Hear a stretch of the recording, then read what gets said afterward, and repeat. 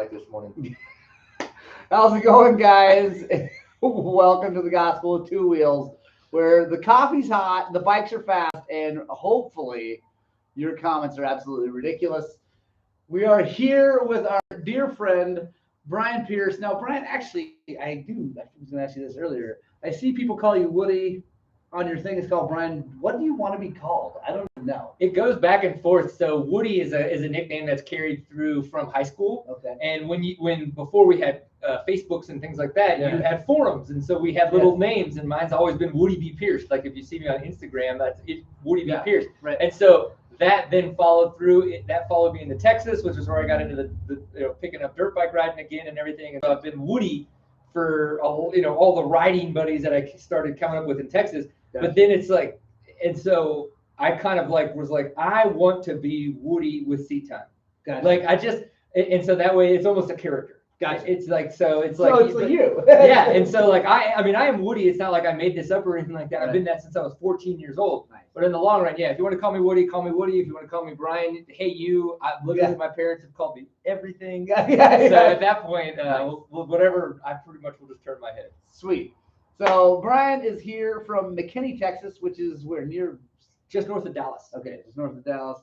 And he's out here to ride, and he's with his family. They're doing Montrose things, which is awesome. They're going to go to the hot springs today. Clothing optional. Yes, clothing optional hot springs. They picked that up. They actually traveled just for that. Yeah, and then lucky enough, we could come here too. Yeah. Go take my clothes off at the hot springs. Yeah, and well, see, come here. Highland Cycle. Everything about Highland Cycles is optional. Clothing. Yeah. You just need a Intelligence. hot spring, and then I'll come here more often. Yes, I got warm water. We could just do. It would be lovely. You guys stay on for the after dark segment. Yeah. Well, there'll be an after hours version of this. Bruce, Kim, Jeremy, Roger heard what's happening, man. Who's the Islander coming in from Vancouver Island? Zach Farcash, which is an awesome last name. Farcash? Yeah, it's like that's the back of the jersey you want. Like mine's Pierce. It's like yeah, exactly. Farcash. It's like kind of like Far Lap, like the horse, Like, there's my mom. Suzanne Spradling. She's awesome. Hello, mother. I love you, mama. Clothing optional balance bike. You know what? You're gonna lose something. Yeah. My ankles are sore, and I had socks on when I fell yesterday. So. And Bruce, I know you saw the video of Brian crashing. Dude, eating it. Brilliant. So What's funny if you rewatch it, I'm holding onto the handlebars the whole time. Dude, I didn't let go. Full commitment. I had no idea that I was that scared shitless that I didn't even let go of the bars. It was the most commitment I've ever seen on a balance bike, except for my son, Ewan, who broke our first one. Because we were down here late at night, the boys and I were prepping bikes for either a race or whatever. Anyway, Ewan got done with his bike, and he's like, Dad, I'm going to go do the balance bike. Okay, great. And so Thomas and I are in the back doing our thing, and all of a sudden I hear, I'm like, what the f-? I run up, and there he is. He's holding on to the bike, and the base is over here. He's like, Dad, I'm like, what did you do? He's like, it broke. I'm like, after you crashed, right? He's like, This is what awesome looks like.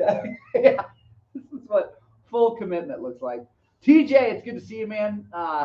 Let's see, helmet. Yeah, helmets. We do have a helmet. It's here for people to use. No one seems Probably should have.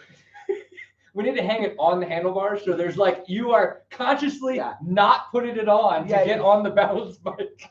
Yeah.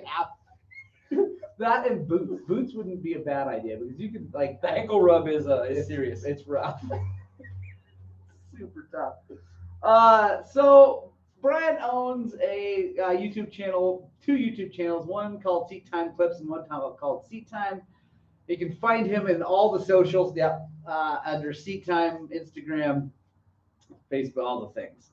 And we actually, I think the very first time we ever communicated back and forth was I had a clip of me going over the bars in St. George, and you like messaged me like, dude, I need that clip because my bike stuck wide open in the whoops in the sand St. George. And anyway, and you hear me go as I go over the bars, and I got a message. You probably don't even remember. I got a message like, dude, I need that clip. I'm like, all right. So I sent it to you, and you put it on. It was awesome. Like, you've got to celebrate everybody else's whoopsie daisies. Oh yeah, dude, which is what happens. Yep. Hey, Josh Fuquay, what's happening? Good to see you here. And Zach, yes, the balance bike is a lot of fun. It's really hard. The new one, this one's way harder than the old one. The old one was like Leandra could get on it with no hands. Like she could just like stand. Because the spring was so stiff. No, it was shorter, and then the balance on it was different. Like it didn't fall forward as much. Yeah. So anyway, it was just different. So let's talk about your trip up here. How long did it take to get here from basically, let's call it Dallas? Yeah, we left and in the RV, we're driving the RV, towing the vehicle, all that stuff so slow, right? You get like 6 miles a gallon. Yeah. You're going 65 max.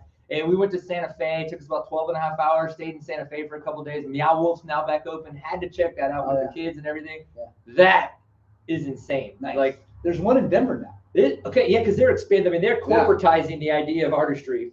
But hey, whatever. Good for them. They're making their money and they're getting to express themselves and get their inner demons out. It's awesome. It's so cool. My kids loved it. I loved it. I was running around. I think it's so neat when artists get to truly express themselves, and that's what happened. But my wife got to do some Santa Fe things, and then we made our way up here, up 550, which in the RV, 10 miles an hour on that extremely twisty road. How was the $1 million scary highway? AF. Yeah. Like I am just like so you were on. Okay, guys, if you're watching this and you're from around here, you know Highway 550 between Uray and Silverton is like epic. And if you're going up, south, I guess, but up the hill. The driver's on the inside, so it's safer for him, but it's super scary for their passengers. Right. But on the way down, like you, the driver is like hanging out over the wind. Yeah, I had no idea what I was getting myself. I mean, you told me like, hey, it's twisty and upsies and daisies and stuff, and I was like, when the kids were making noise, I was like, everybody shut up! I am butt puckered and holding on two hands to this guy. Dude. There were no podcasts, there were no music, there was 100% focus. It's just like laser focus on that road. And it's fun. It is like, as a person who's lived here now a long time, when you're going up it and you got a passenger, especially if you like it's dry, whatever, you have a passenger, you can really freak them out because you can swing wide on some of those turns, and it's oh my god, it's terrible. Nope, never gonna do it. Nope, I'm not riding with you back to Ouray or Silverton or any of those. Yeah, don't do that. It's actually a lot of fun. When we came down to the Granduro, or we saw, that's the last time I saw you, right?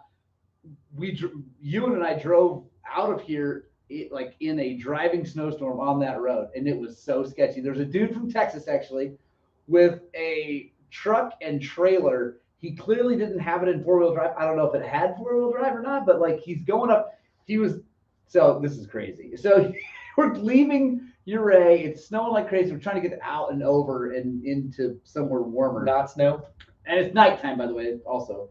It's getting dark as we're doing this. And I've driven that a million times in all weather. So I'm just being easy in my van. It's got all-wheel drive. I'm taking it, and I get behind this guy, and he's on the gas. You see him hit the gas, and you're like, he's got a trailer with like a water tank, like a 500-gallon water tank on it.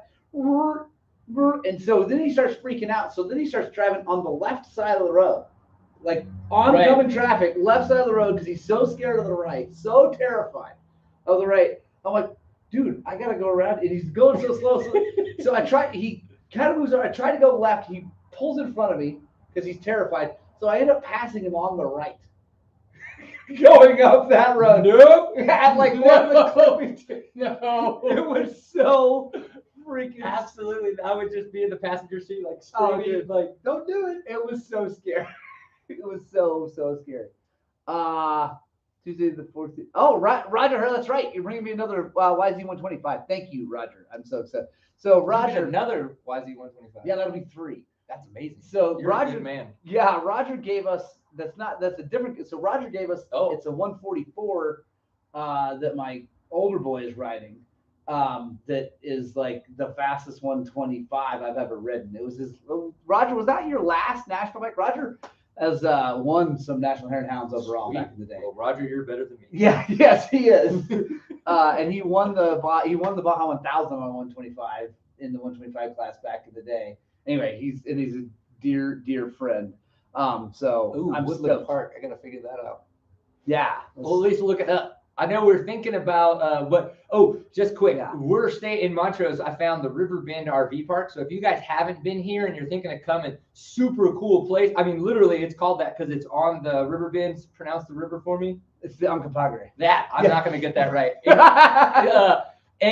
But man alive, we've got one of the river spots. Yeah. Oh, dude, to wake up and Yeah. just sit out there with your coffee on the river and the water's just chirping at you. Oh, Yeah, it's so dude. epic. So how much is that a night so people know? Yeah.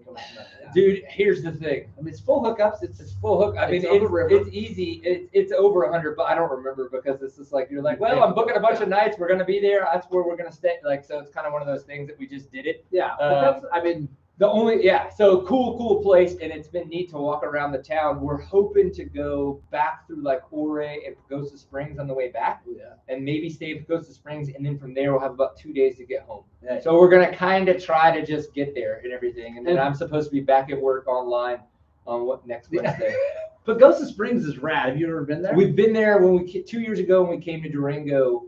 We drove through there, jumped in the hot springs really quick, had lunch at a brewery, and then kept going. But this, we're hoping to get a little bit more time to wander around. Yeah, Pagosa is super cool. Yeah. If you guys haven't ever been there, it's rad because like the hot springs are like on the river. It's like crazy. It's so neat. And Yeah. there's like, but what's great is they have allowed public hot springs to stay open, right? In the sense like they didn't democratize all of it or capitalize on all of it or whatever. So like the bridge, you go over, you can park on the left and get in the hot springs, but literally on the right side of the bridge is this multi-million-dollar hot springs resort, and you're like, they're making some money. They are cleaning up. Yes. Pagosa is really cool. And Josh, the name of the park is the River Bend RV Park. Super, super nice. They it's just a really, really nice place. And Montrose, I mean, if you guys from out of wherever, please come here. And I will tell you all the good places because River Bend's an awesome RV park. There's the Black Canyon Motel, the Red Arrow Inn are both really awesome places. If you don't have a camper, whatever. It's super rad. Let's see. There goes the neighborhood. Yes. Yes, J-Lo. Texas people have taken over really the whole planet, right? And then what's nuts is what's happening in Texas right now. We don't, not to get into all this, but like when they say Californians are going everywhere, like they are, and it's insane what has happened to Texas. Yeah. And I don't no political aspects whatever of this, just the fact that it's like Californians are literally everywhere. Yeah. Like they're running away from California. Right, but it's just insane because we've even visited Austin. We have friends in Austin. Their houses have now tripled what they've paid. They've done nothing except live there. And maybe make it worse. Right. By wearing it out. It's just like insane. And again, I was telling you, like what we paid for our house in McKinney, Texas 10 years ago is over double. Yeah. Right? Yeah, it's crazy. And it's just nuts, man. Well, in our house, we're not running away yet, but we have already looked up prices for 3-bedroom, 2-bath houses in Montrose. I will admit the fact that we've been on the internet looking. Oh, and it's amazing. And our house has doubled in the last, technically 15 years, but it really only happened in the last like 5. Right. It's the same kind of like same for us. It's real slow, and then that's our old house, and now we're moving. Anyway, whatever, it's craziness. But go Colorado Mammoth in the finals, and the NLL and the Avalanche are also, they're not in the finals, but they're. Oh, Garrett, if we do move here, yes, we will shred. We're gonna ride tonight. Yep, ride tonight, Thursday night, guys, and then we're gonna. I don't know if it's an open invite, but I guess it is now. We're gonna try to get it. What did you call it? A dawn patrol. A dawn patrol early Saturday night. So I think I'm gonna try to get to the shop on my bike at like 6 or 6:15. Yep. And we're gonna try to get out before we have to open the shop Saturday morning. We're gonna do Peach. Get out before it gets hot and all that good stuff. Although, man, we've had a brilliant spring, honestly. Like, it's been really windy, knocking lots of trees down, but normally it's already like 95 here, like in the valley, which is crazy. It's crazy. So it's cool compared to what it is normally there? Yes. Right now it's well, I'm glad. Well, you're welcome. Okay. Thank you. We appreciate that very much. We appreciate the out-of-towners bringing that in. It's that's the beauty of Montrose, honestly. It gets hot, but it's dry, so it's not, it's whatever. We get a few 100-degree days during the summer, midsummer, and we'll get some long kind of 90 spells. But 30 minutes away, it's 20 degrees cooler. Right. It's so sweet. That's like, where we're gonna be. Yeah, that's where we're going tonight. By the way, quick plug, States Draw, 5:45 tonight. We're gonna go at least get one trail done, maybe without cutting trees, and then we're gonna go cut some trees. Yeah, he's gonna give me a saw. Yes. Not a chainsaw, guys. Yeah, I haven't earned it I yet. might actually let him to see what happens. We'll give him the chainsaw. We'll just like let him rip. Oh, dude, my father-in-law's got land. I know a chainsaw. Okay, nice. Right. I've been cutting trails since I was 5. So Yeah, we're good. It'll be good, and we're gonna have a ton of fun. 100 AZ today, dang. Matt Simpson, yes, it is a dry heat. Matt lives up in Buena Vista, which is sick. And Roger is in Prescott. Have you spent any time in Prescott, Arizona? No, it's awesome. The only time I've even been to Arizona was to go to King of the Hammers for King of the Motos. Yeah. I think I flew into Arizona and then they drove me to the desert. California. Yeah. So Prescott, if you get it, is awesome because it's up out of like Phoenix. As far as I'm concerned, other than like dead middle of winter, Phoenix is worthless. Right. It's a terrible, horrible place. Sounds amazing. Let's go. Yeah. Hey. Well, I like the mile markers out. Anyway, whatever. But Prescott is super rad, and they've got awesome dirt biking, really awesome mountain biking. Like they're known for their mountain biking. I know. I've heard about Sedona a lot, but so yeah, it's close also to there. Okay. It's Sedona. How far is Sedona from you? I don't know. Garrett, you only had to hop 2 trees on the North Lunk. You can thank Shawn Smith for that. He cut 200 and some odd trees in one day, and with a crew, obviously. I've got to ask about Bruce here because Bruce is saying, Morgan, has your friend ever gotten the Stark Varg? Not this friend. It wasn't. Okay, I was going to say, it's like, do I look like a Stark Varg guy? Like, is that what this is? Is that getting called out? Yeah. Like, is there something I don't know about that it's like Texas? That guy looks like he would have an electric motorcycle. He would have a $15,000 electric motorcycle. Bruce, no. It's funny you mentioned that because. So no, the guy that I do have a friend who lives here that put money down on. Okay, got a deposit and everything. Yeah, but I know another guy. I just talked to a friend who, a friend of a friend who paid like I think supposedly she said that he gave like all the money. I'm guessing more it's like a deposit on one, but they're still right now over a year out. Yeah, it's 2023. Yeah, but everybody has bid, right? All the media outlets have gone, but nobody's posted their shit yet. So I wonder if they have an embargo on their like reviews and stuff like that. Because if you listen to everybody listens to Pulp MX, they talk about all the people that were going. Yeah. And JT's been out there, Michael Lindsay and everybody, but nobody's posted their stuff. Yeah. No one's got any videos of it. I guess they were embargoed for when they could actually post that information after Spain. And okay, let's quick touch on the Stark Varg and the whole. Well, we don't have to go the whole electrical thing, but like. Here's my thing, because I made a video too. So I made my video, and it was like, I clickbait title. I don't like it. But I don't like it, but I put a deposit there. Yeah, no, I did not do that. But my thing is, I honestly just don't believe their claims about distance. I don't believe it. I don't think they're anywhere near. And it won't matter for people like us. Yeah. Right? Because we don't ride a motocross track and we're not 5 minutes max from our truck. Right. Right? Like, exactly. But here's now that, so if you go to the Seat Time channel, I put out a Tarot video, right? So we got an MX1 and an MX2 for Liam and Nora. Yeah. Nora would not get, she loved the Stasic, but she would not get on a PW50 because it scared her. And I'm trying to figure out what is it? It's the noise. Finally figured that out. So then I got in touch with the guys that were bringing in the These are his children, by the way. Sorry, Liam and Nora. Yeah, 8 and 9. Yes, my extra wives. So the 8 and 9. And Liam's been on a PW50, right? PW80, was getting on a KTM 65. Yeah. So he can, quote unquote, ride all the motorcycles. But Nora couldn't. And I was like, I know she would love it because she likes adrenaline. And so when I got her this electric motorcycle, I couldn't keep her off of it. Right. Like she's the one that rides it till the battery's dead. Right. Liam doesn't even ride it that much, right? So, but here's the thing. What's going to happen is one, kids coming from a Stasic, they've been electric their whole time.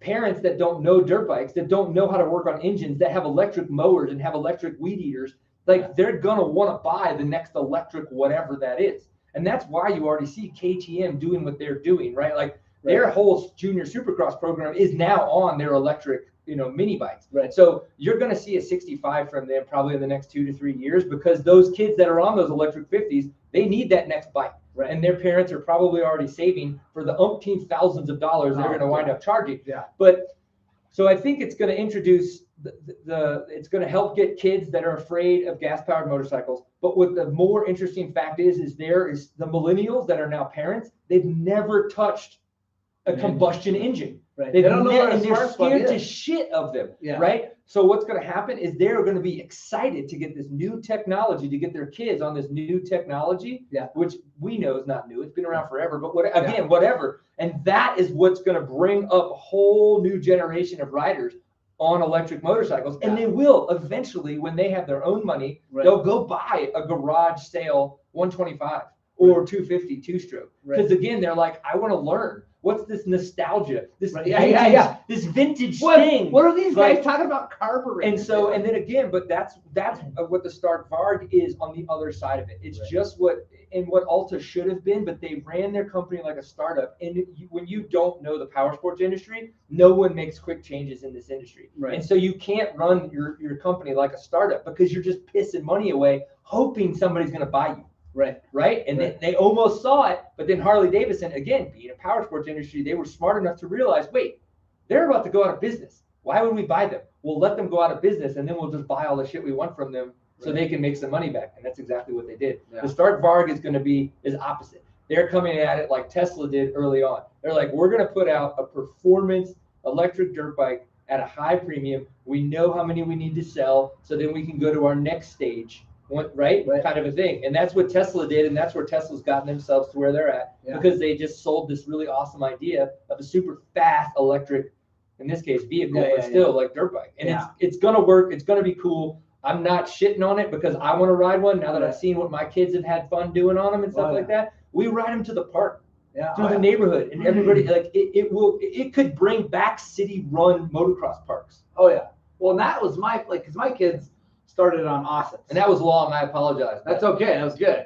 Because my kids started on Ossets. And the thing, if you watch my video, I talk about dude, the Ossets, the same thing. I loved Ossets because they were, I call them mom proof, right? So because I would have, before Osset came out, which was before Stasic, they were the first real little mini electric bike.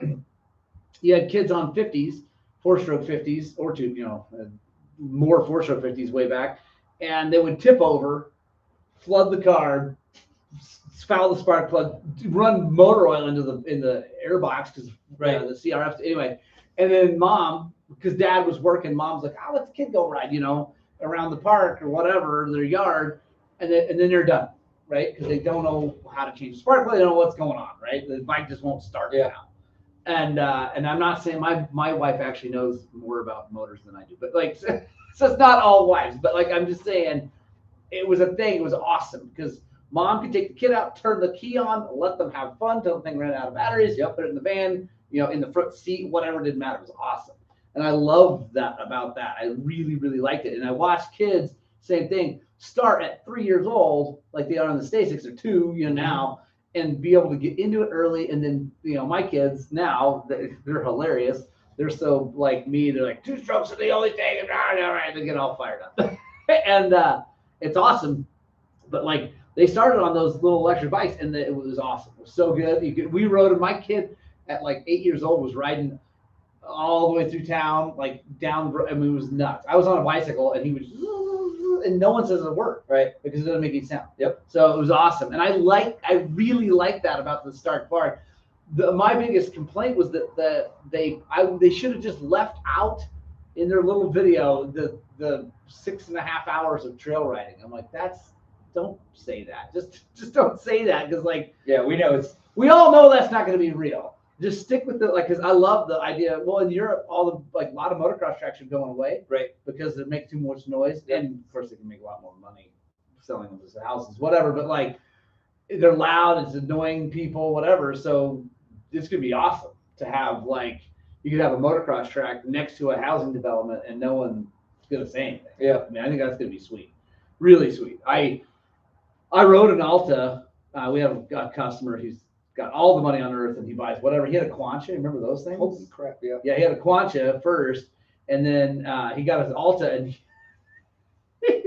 he's a very wealthy man, and he lives in Telluride, and he doesn't give a crap about anything. Right. So he rides his Alta on all the mountain bike trails that are non-moto.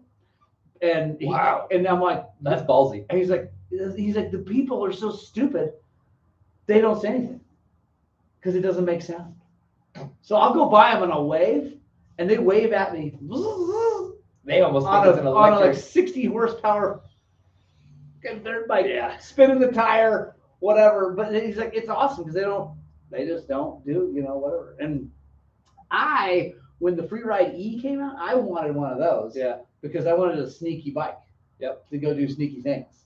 And they never really came to the US. I think you can get one now, can't you? Yeah, you can get them in the States. Yeah. What's neat is I've always wondered why there hasn't been a bigger crossover between dirt bikers and mountain bikers, and it's a mental space thing. Like mountain bikers think different than dirt bikers think different. Like we just come from different kind of spots, right? But I do all of it. Yeah. I love it. I've raced mountain bikes around the country. I've raced dirt bikes around the country, right?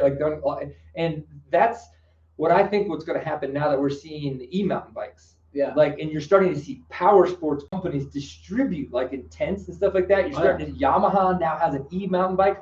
That is going to be the true crossover that's going to be able to bring these bring these two worlds together. Now, whether you want that or not is a totally different conversation to have. But again, if we're kind of down this rabbit hole of like electric motorcycles, like I think the e-mountain bikes, again, shit on them if you want to. I think that's going to be a great spot for power sports companies to double dip, to make a little bit of money in all these other areas. But again, for people like myself who love both sides of it, but have literally had to be on two different walls, right? Like, because I have mountain bike friends and dirt bike friends and they don't commingle, right? Like now, like they can. Right. And I think that's going to be really cool. I'd love to get an e-mountain bike to be able to start bringing some of that content kind of like from a dirt biker's perspective of an e-mountain bike, and then start to cross those people over to like more acoustic mountain bikes. Analog mountain bikes. Because I think it's going to be a neat future, and I'm super excited for it. Yeah. The spandex crowd tends to treat e-bike riders as if they're dirt bikers. And that is one of the issues. It's like stupid. It's crazy, and it's like I guess I would like to think that would help bring them together, but honestly, at least around here, it seems like not so much Montrose, because Montrose is very redneck. We're very like Western. I'm okay with that. I love it, and it's like my favorite thing. But so it's not so much around here. It's more like Crested Butte and places like that where mountain biking is huge and like a thing. It's almost like more of a divide. Like it's weird. And it shouldn't be, right? Bro, we're all on two wheels. We're literally all getting seat time. Right? Yeah. Like people are just asinine about it. But again, you look at anything, political, it's like they can't help themselves. Yeah, but we have to be divisive. They have to be angry. Yeah. I'm like, why be angry? Let's just have fun. And it's crazy because the thing about the whole e-mountain bike thing, I just think it's hilarious. They're like, well, they don't allow them here. I'm like, what are they gonna, why? Are they gonna throttle? Are they gonna catch you? Yeah, come on, boost mode. What are they gonna do? Come on, buddy, pedal up. Let's go. Yeah. Good luck. And like, I have a good friend. His name's Scott Kennett. Was a professional extreme skier forever. Like he's been in a million Warren Miller films. And cool. He's a badass. I have been in 0 of those. Yeah, me too. I've watched 1 or 2. But like, so Scott he lives up in Ridgeway, and he's like the coolest dude ever. Like he still skis this anyway. He's a nut job. And he loves wakeboarding. He loves slalom skiing. He loves dirt biking. He loves mountain biking. Anything like going fast outside is his thing. That's his jam. And he bought an e-bike because he had a normal mountain bike, and he's pretty purist. He's a fit dude, as you can imagine. He's a bit of a purist. He like mountain bike. I just pedal when I pedal, and I'll ride my dirt bike when I ride my dirt bike. But he's older now. He's bumping up against 60. but he's still faster than most people downhill. Right. Because he's crazy, just missing things up and and so he was upset because he'd go with his young friends, these 20-some-year-old friends that he could smoke in downhill stuff, but he couldn't keep up, right? Because they're fit. So he bought an e-bike and he called me. He's like, dude, you got to ride one of these things. I'm like, I should. He's like, yeah. He's like, the best thing is I go to the rat trails, which is the Ridgeway area trails. Anyway, whatever. They're a non-e-bike place, right? Like it says no e-bikes. I'm like, you're not supposed to go there. He's like, whatever. Yeah. I don't care what they say. I'm like, and he's like, yeah, dude, they don't know anyway. Like, you go pedal and buy them. They don't. 9 out of 10 people are like, oh, yeah, it's a mountain bike. I mean, they look over and like honestly, the people will go down another mini rabbit hole of mountain bikers versus dirt bikers, and why I think it's ridiculous. Well, I think it's definitely ridiculous, but also, honestly, most of the time I don't have that conflict. I don't run into it. Every now and then we get it, and the only time I feel it, this is just my opinion, the only time I really get that conflict is not with the hardcore mountain bikers. Like the guys that are really strong, really badasses, don't seem to give a crap who's doing what on the bike. It's the people from out of town, the not very fit people that are struggling on the trail seem to get upset with their bikers. Yeah. And I feel like it's maybe the same, like maybe the spandex crowds or whatever, but like the whole purists, it's the people that are just bummed out that they're not having as much fun. Right. Right. And I think that's life, right? In my neighborhood that I'm moving out of, we always got crap, my family, for, my 2 boys shooting each other with BB guns and running around. I always felt like the people that were like, oh, those kids are having so much fun. I don't like fun. Yeah, fun's bad. Fun's bad. They get super angry. I'm like, well, can't we all just have fun? Like, let's just all have fun. So no, apparently not. No, you can't. So yeah, let's see. Ooh, the divide in my hometown between direct and mountain bikers is almost as bad as the political divides in this country. Oh, where's your hometown, Kevin? Yeah, Kevin, that's a good one. That's leg shavers. I love you, Matt Simpson. Hey, I've been one. Okay, yeah. Buddy, like I raced road and all those things and thought that, man, like this is it. Like this is good. Yeah, I don't need to ride more and eat different. I need to shave my damn legs. Yeah, I'm going to get me there to France this year. The tighter the spandex, the bigger it looks. I'm in. Okay. Yeah, absolutely. Oh, Missoula, dude, Kevin. By the way, Kevin, I'm coming to Missoula in August to fish with my dad. Just so you know, I won't be riding dirt bikes, but dude, Montana has turned. Have you spent much time in Montana? I have spent no time in Montana. So Montana is an amazing state. Kevin, I love your state. It's an amazing state, but it's crazy.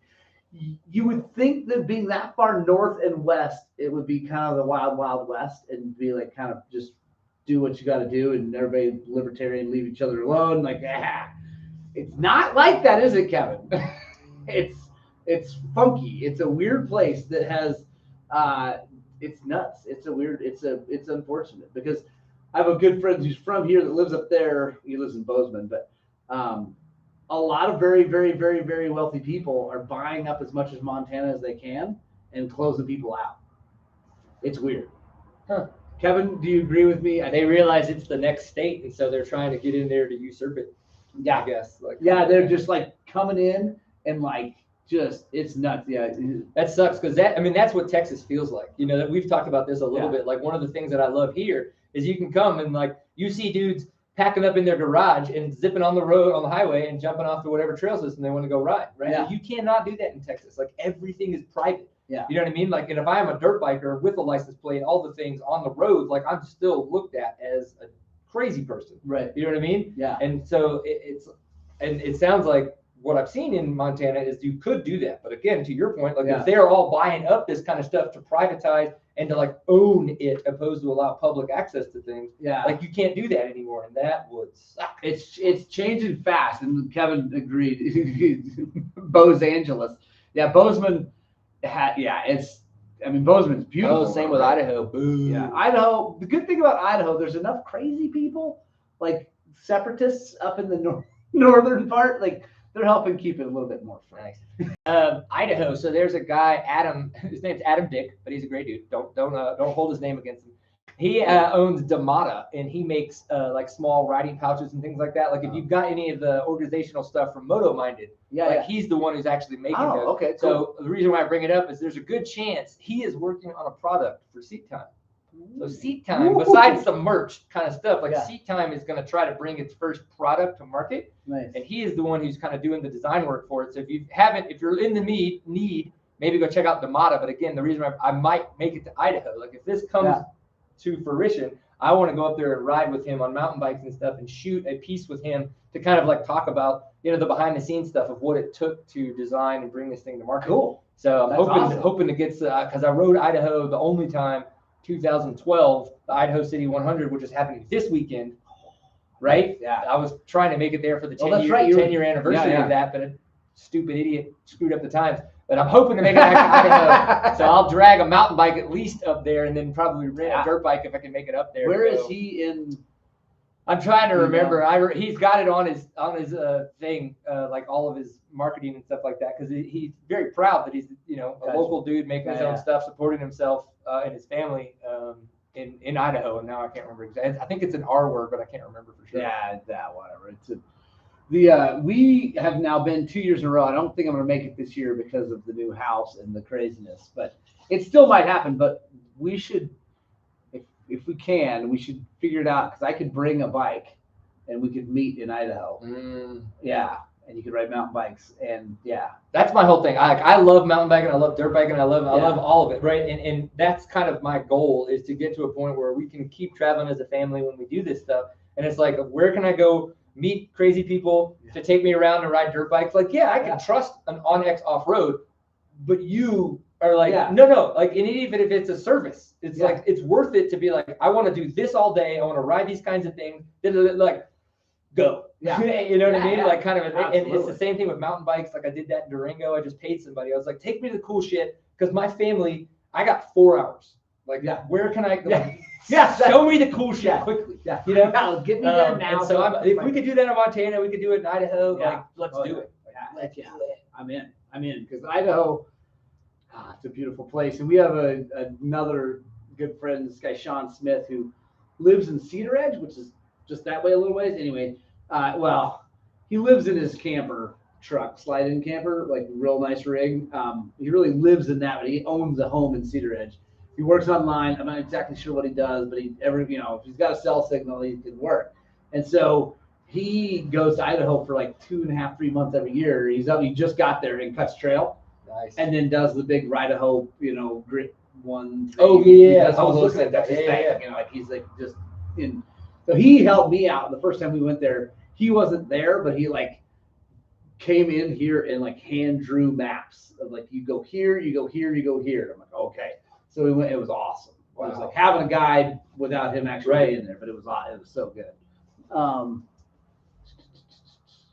Kevin Booth, where did you move from? You moved from Idaho to Montana. Gotcha. He's riding the 100. Well, Kevin, have fun. I rode that. I tried to qualify for the ISDE in 2012, and I was way out of my element, in the sense that, like, I was a AA in Texas, like racing in the T-Sex series and stuff like that, but I had just not had enough experience racing outside of the state. Yeah. Do you know what I mean? Like, which is different. And it's just so, like, to be able to show up at an event like that, have no idea what the terrain is, have no idea how to prep your bike, your body, those kinds of things. Yeah. Like, the guys that can do that, like, the first time and qualify, insane. And so for me, it's like, now I realize that if I still want to try one day to qualify for the senior team, I'm 42 right now, so I still got plenty of time if I keep riding and racing.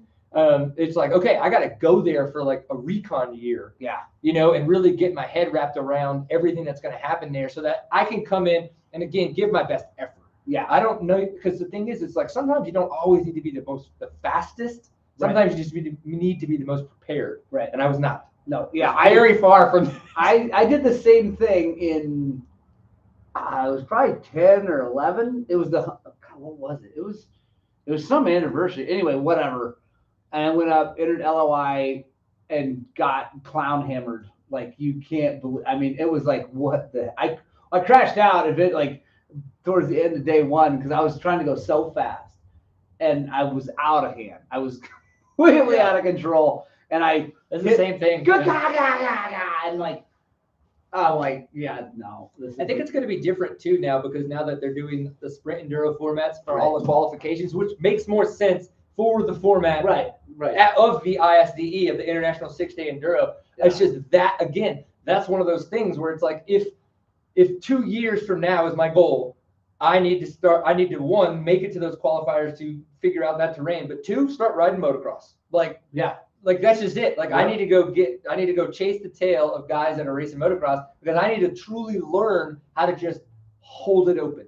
Yeah. And not be afraid of that in the open sections, because that's where you're going to be able to truly make up a lot of time. Yeah. And and then I mean, because I think about it as I'm like changing a tire back here or whatever. I'm like, the fitness level, because if you qualify, that's one step. That's one tiny little step. But then to finish 6 days of Roger, his dad got 3 gold medals, which is rad. Yeah, I know. Steve Hurd was his name, and he was an amazing. He used to beat Jay and Roberts like out in the desert in California. Like, yeah, no, they're like legit, like Moto Family. So, but to race over 100 miles in a day, come in, change tires, air filter. Oh God, look at my brake pad. Yeah, and that is like the idea of that for 6 days in a row. Yeah. I mean, one day it would be like, oh God, I'm so tired. But then, wake up the next morning, keep going. And like, do you know Fritz Kadlick from Gunnison? The name's familiar. So Fritz is a 9-time 6 days guy, 6 gold medals, whatever. He's like the man. Like, anyway, I think it was in Poland or the Czech Republic, back then, Czechoslovakia. Because he was his fastest in the late 80s, 90s. Like, that was like maybe even mid 80s. Anyway, he seized the KDX 200 back when they were still air cooled. Seized the thing, broke it loose, got to the day, 15 minutes left, to work on the thing, takes it apart, driving rainstorm, takes it apart, gets it all done, prepped, open, puts a bag over it, puts it in impound. Next morning, puts it back together, puts a piston in the thing, puts it back together, zeros the day, still a gold medal.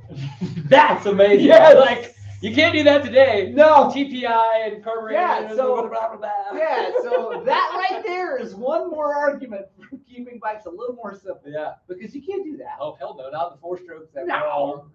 Not we, but most people are. Yeah, are you riding. couldn't. Never. I mean, not even close to that. Like, and I have another friend who is a 30-year veteran of the Baja 1000, maybe 40 years now. He's in his 70s, still racing. He once seized a KX 500 in the 1000 and took it apart, took the aluminum off the cylinder with a rock. Like, he found a pumice stone, like a lava rock. No joke. Like, he's in the put a new piston in it and finished the 1000.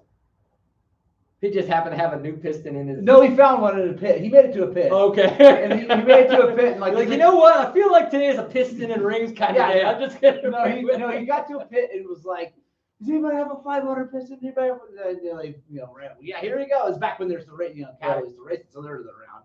No big deal. Gets a piston, puts the thing back together, and still finishes. That's crazy. Yeah, it's awesome. It's awesome.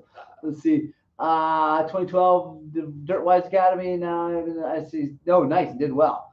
Yeah, I knew when he was 12. Yeah, he was going. That's the thing. Like, a lot of these kids are whatever. They're so fast when they're like this big. Yeah. I like Mike Moto. Yeah, Mike Barnato. He's a good friend. He lives in Aspen. Mark, do you actually live in Aspen? I don't think you do. Well, maybe you do. You've been there a long time. But yeah, he lives up that way, and we race together in all the local races. Mike is rad, and he's a hardcore Yamaha guy.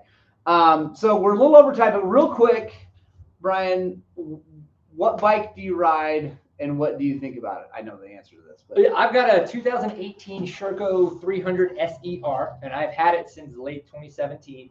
One of those things where bought it, I love it, and have had no real reason to get rid of it except for the fact that I want a new bike, right? But wanting versus needing are two different things, especially when the bank account says what it says. Yeah. And what's interesting is that bike came with the open chamber WP forks. And some people would shit on those, and I've loved them. Like, you know what I mean? Like, so like I've run them the way that they've run, the way that they came stock for so long. And this is the first time that I've actually started to play with them. And really want to revalve them and kind of just start to see, because what's strange is I've gotten faster, right? As I've kind of like, I've gone through a lot of weird psoriatic arthritis, kind of this sobriety thing and alcoholism within the family and things. So since 2018, there's just been this vast change in my life for the better, right? Yeah. But you just like sometimes when you're in a ditch, you don't realize how low you are until you find out how low you are, right? So coming out of that ditch is a very interesting place to be. But what's crazy is now, like, I'm in such a different place. I don't want to say better because that means that means that stuff wasn't worth it, and it was. And where I'm at now is a different place, and I'm a different person. But what's been really awesome is that I have found another level of mental fortitude. Yeah. Right. And so because of that, like, I am faster, like, and I am way faster than I would have expected myself to have been coming out of all this kinds of stuff. And so that's why I want to play with the bike a little bit more. You know, like I saw pictures of myself from the Cross Timbers Enduro up in Oklahoma, and I am in the turn and the forks are completely compressed and the brake line's about to hit me in the face. Right. And I was like, I'm overriding the springs. You know what I mean? And the valving of the bike. And so I was like, okay, like now it's time. Yeah. Like let's start to see what this looks like again, to kind of like, I don't follow series. I don't do any of that stuff, but I love to still race events because of one, I want to support the series, but two, I love a good organized trail ride. And that's the way I treat racing. Yeah.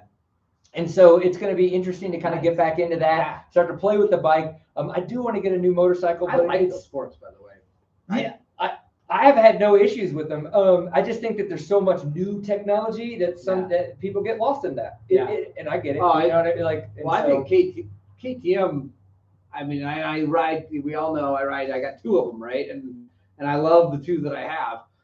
But I feel like KTM has overcomplicated their suspension. Well, on purpose. Yeah, exactly. And it's like look at Lexus and look at Cadillacs and things like that. Like, they make it feel like you have to take it somewhere for it to get worked on. Right. Yeah. Well, where are you going to take it?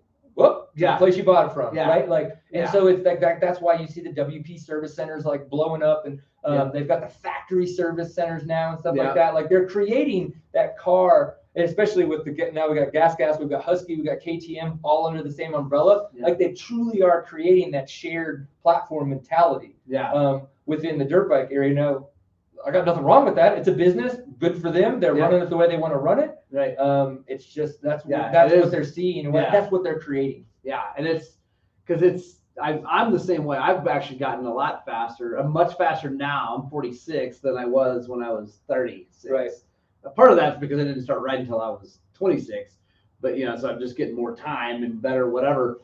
But I've gotten a lot better because it's funny. I have a lot of parallels there, like so far down in a ditch of just like dark place, and then coming out of that and just like, oh man, I'm getting faster. And it's funny because like I look at like the suspension and all the stuff. It's like, man, I'm getting new stuff because it's a lot of fun, whatever. And I'm like a bass. I see shiny things and I want to chase it, eat it. But like there's no, like, that's part of why I bought a 125 last year and to race it. I had the best results of my life on a 125. You know why? Because you're having fun as shit. It's so much fun. I'm having so much fun, and it's simple. It's like I love that little bike. It's like, it's proof that I don't need, because it was old technology, right? Because they didn't put fuel injection on it. They didn't put different forks and stuff. It had the older stuff on it, and it's brilliant. I love that little thing. It's so much fun to ride, and I think there's just there's a lot to just having fun and getting what you have working really good. If anybody hasn't looked at Circo, please check them out. Like, when I got that 2018, what I was told when Circo started making big bikes, what they were doing is they took the frame geometry kind of off of older Suzukis. Because that was the first thing. I was like, this thing turns like a mother. I was like, what is it? And so I was talking to Clay Stuckey, who was a distributor at the time, and that's what he was telling me, is that when they started developing their big bikes, instead of using Yamaha engines and stuff that, they were using older Suzuki geometry to kind of like, because they were like, we want it to turn. And so they used some of that to kind of get that. And I've always been like, my God, what's crazy. So I run the Astra bars also to get really low. Yeah. When I put those on, immediately was like, yes, the Chris Birch model. Yeah.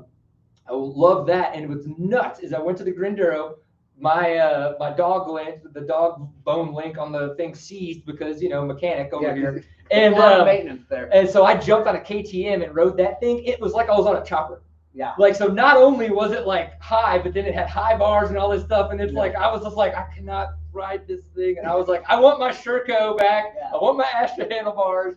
Like, so check them out, man. They're really cool. They create so much crazy torque for the low end guys. Like, I don't run a Recluse. I've never even thought about potentially needing one because it just lugs. Yeah. And I love that. Now, if you're going to race, you might want to look into the SC model or something like that, right, you know, to get a little bit more high end. But I've known that people are now messing, because they've been around now for a lot longer, they've got high end compression, mid compression, top end stuff that people are putting on them to get more of what people would expect from a two-stroke in that top end power versus all the low end that they do have. Well, because they're like Beta, since they came from a trials background, their motors are very trialsy, like they're original, right? Which that's how I find Betas to be. They're very trial, like incredible. And I think they noticed that no one was really like making a hard enduro motorcycle, so they're not. You know, I wouldn't say that that's what they did, but I think that that was something that probably was in the back of their mind, that they were like, hey, let's take this trials idea of a motor, this super low end torquey machine, and see what happened. And like hard enduro wise, and then when they started doing that, what happened? I mean, they were winning everything with Wade Young, Mario Roman, and now obviously they're trying to get with what they're doing in the States with Cody Webb and the Factory One team. Like, they're I actually seriously considered one, because it was new bike year, time to get a new bike, Circo, because I like carburetors and all that. And then the real issue is there's no dealer anywhere near here. And so I was like, well, maybe you should start selling motorcycles. Everybody keeps saying that, but I like my freedom. And I've looked deep into that world, and it's like everybody I know that's ended up with a dealership, it's very good in lots of ways, but I've also seen it drive some of them nuts because they get, like right now, Circo would be great because they don't force a bunch of bikes down your throat, they don't all that stuff, just like KTM used to be, just like Yamaha used to be, just like Honda used to be, like like going way back. But as they get more popular, but you can always say no too. It's a progression. As a man of your own household, like you're like, you know what, this was good. Now it's not. Get out of it. The other thing is it takes a huge pile of money, and I have to move the shop, and I don't have enough room. Anyway, whatever. But whole other rabbit hole. Another rabbit hole. But it's this comes with too many rules. I agree, Bruce. That's how I feel. I don't like rules. I'm not a rule follower, as most people will find out. Sweet. All right, it's 8:20. We got a boogie, guys. I got work to do. Brian has naked hot springing to do, and if anybody, Orvis Hot Springs, 45 minutes. If anybody wants to join, if anybody wants to join Brian and his family, clothing optional. It'll be awesome. I just want to say thanks. Like, I'm just glad it's going to be fun to ride. Hopefully I do get to meet a bunch of locals and stuff like that, and we get to do some trail work. I mean, that's like biggest thing is support the sport, right? Kind of a thing.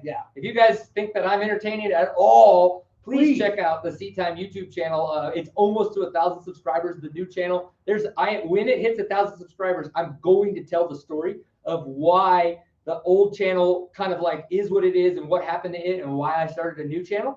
Which I just heard yesterday. So, it's a good story. So definitely, like when that hits 1,000 subscribers, that's kind of like, okay, like we've done our first goal. That's the goal for 2022. So check it out if you want to. Please do. Please do. Brian's an awesome dude. His family's awesome. Liam was here, balance biking better. He did way better than all of us. Way better than everybody else. It was awesome. It was good stuff. So, guys, I love you so much. Enjoy getting seat time. Yes, and spread the gospel two wheels. And as always, I'm trying my hardest to inspire you guys to work on, but seriously, more importantly, get out and ride your dirt bikes. There it is.